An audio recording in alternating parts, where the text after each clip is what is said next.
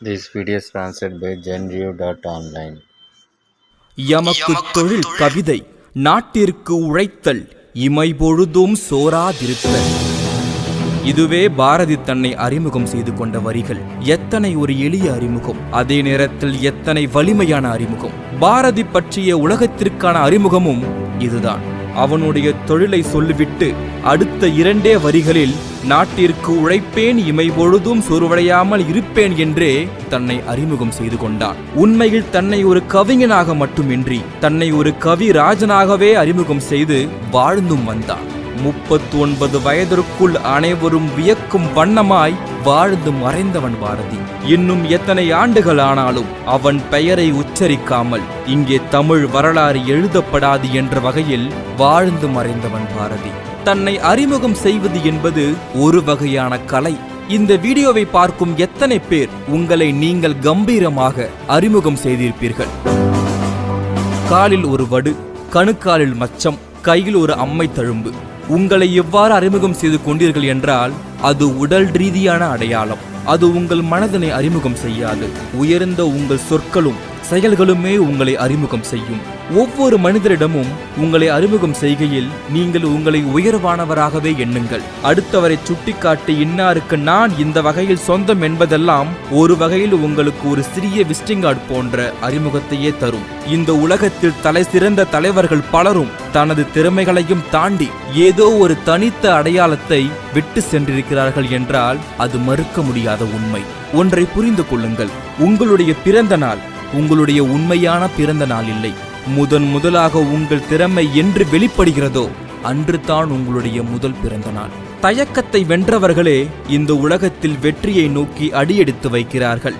விடுதலைக்கு போராடுவதை தேச துரோகம் என்று சொன்னால் அந்த துரோகத்தை நான் 1000 முறை செய்வேன் என்று பகத்சிங் 23 வயதில் தனது இன்னுயிரை தூக்கு கயிறுக்கு காவு கொடுக்கும் கடைசி நிமிடம் வரை ஒரு போராளியாகவே அறிமுகம் செய்தார்.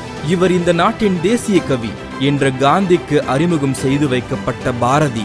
யாரையும் வணங்காத ஹிட்லரையே வணங்க வைத்த செண்பகராமன். சுதேசி என்பதை ஓங்கி ஒலிக்கச் செய்து கடல் முழுக்க கம்பீரமாக கப்பலோட்டிய வஉசி என்று பட்டியல் நீண்டு கொண்டே போகும். இவர்கள் எல்லாம் வெறும் அடையாளங்களை மட்டுமே வைத்துக் கொண்டு வாழவில்லை, மாறாக அவர்களின் செயல்களால் உயர்ந்து நின்றார்கள்.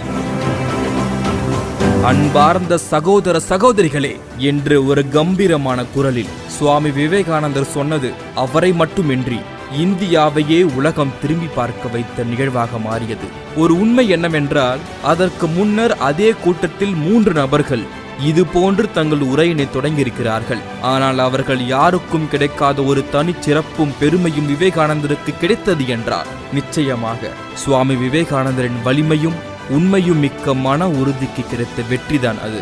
இன்றளவும் அவர் பேசிய உரைகளை நாம் எடுத்துக்காட்டி பேசுகிறோம் என்றால் அது அவருடைய கம்பீரமான அடையாளத்திற்கான சான்றே ஆகும். ஆரம்பத்தில் அவருடைய பேச்சினை கேட்பதற்கு முன்பு அவருடைய உடை குறித்தும் தோற்றம் குறித்தும் ஏளனம் செய்தவர்கள் எல்லோரும் வாயடைத்து போனார்கள் என்பதே அவருடைய அடையாளத்திற்கு கிடைத்த வெற்றி. நேற்று வரை நீங்கள் என்னவாக நிரம்பி இருக்கிறீர்களோ அதுவே நீங்களாக இருக்கிறீர்கள்.